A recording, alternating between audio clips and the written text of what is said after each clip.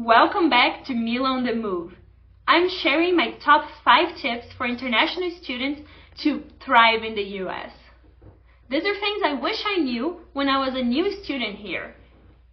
So, if you're a student in the US and you're struggling to figure things out, I got you covered. Tip number 1 is to understand your visa and work options. One of the first things you need to wrap your head around is your work options under your student F1 visa. There are 2 terms you need to know: CPT and OPT. CPT stands for Curricular Practical Training, and it allows you to work part-time or full-time while you're doing your studies. Usually the job has to be in your field of study, and your school is the one who handles this authorization. But every school has different rules regarding the CPT authorization. So make sure that you check the rules before you even start applying for jobs outside the on-campus employment. The next one is OPT, which is Optional Practical Training. OPT is more involved and much more expensive than CPT. OPT is usually a post-graduation work permit, and you have to apply through USCIS to get this authorization.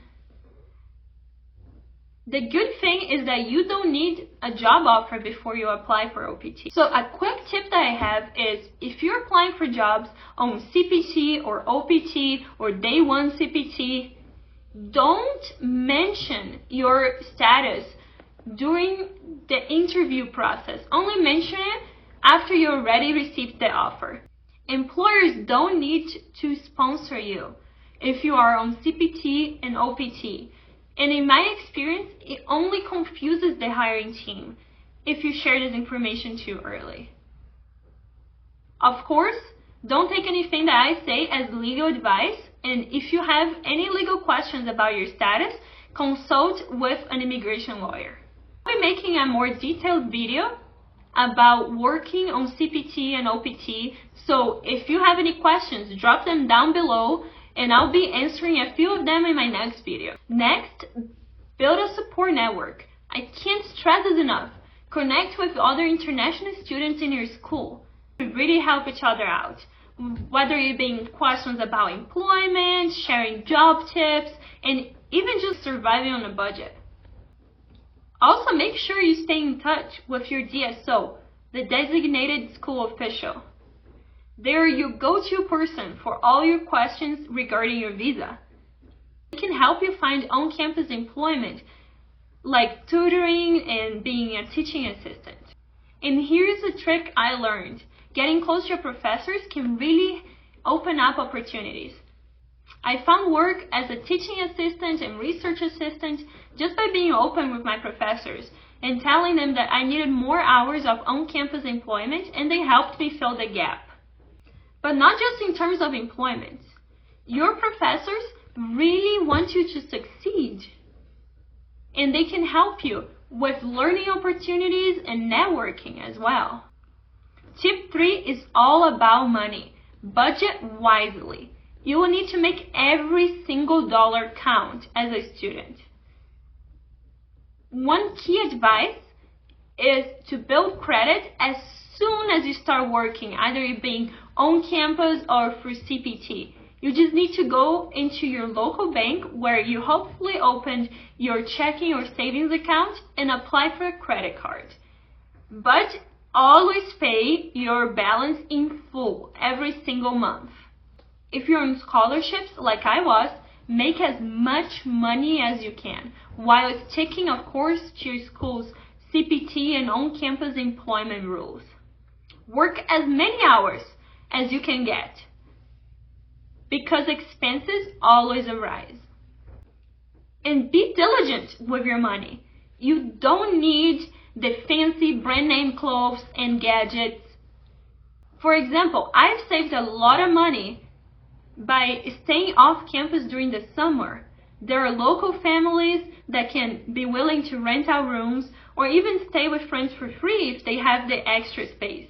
I also saved a lot of money by buying clothes on consignment stores or thrift stores And actually, I still do, like this jacket. Every single little bit helps. Tip 4 is about the American healthcare system. American healthcare is very confusing, and it can be completely different from other countries. At least it's completely different from Brazil. When I had an accident and had to go to the emergency room during my junior year, I received 3 separate bills. A bill for the doctor, for the labs, and for the facility. And I had to pay for my deductible before the insurance kicks in, and also on the remaining balance, I had to pay a 20% co-insurance. My tip here is to save up for medical expenses every single month. So for example, if your deductible is $500 per year, save up every month a good chunk of that amount. For example, $50 or so. And leave that money aside only for healthcare emergencies.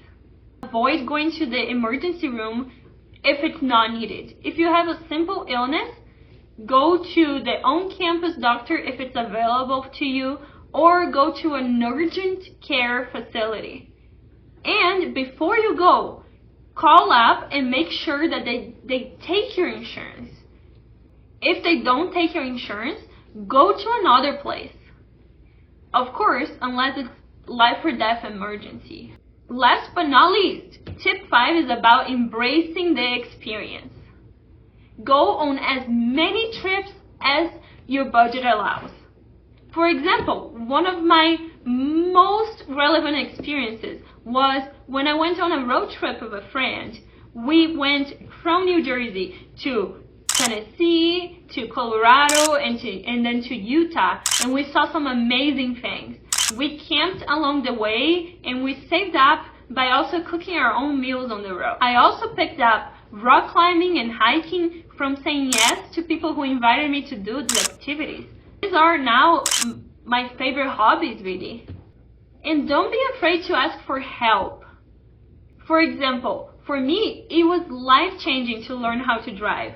I just had to ask my roommate at the time to teach me how to drive here in the US, and she helped me with that and with getting my license and even with getting my first car. Thank you, Victoria. In other instances, I had to ask friends for rides. On my freshman year, I asked my friend for a ride to go pick up my Social Security card because I was starting my own campus employment. Also, I would ask friends all the time for help with rides to go get groceries, for example. Your friends are your best allies here in the United States. So please don't be afraid to ask them for help. I would love to hear from you. What is your top tip for other international students?